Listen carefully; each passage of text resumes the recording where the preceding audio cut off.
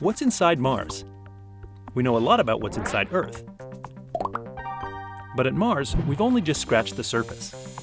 To learn how Mars formed, we have to study its deep interior.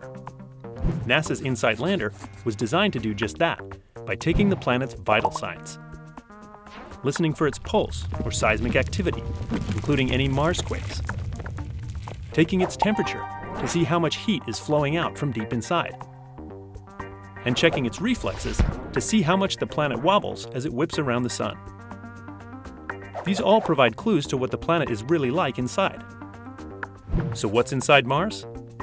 InSight can help us find out by giving Mars its first thorough checkup since it formed 4.5 billion years ago. The more we learn, the better we'll understand all the rocky planets and the history of our solar system.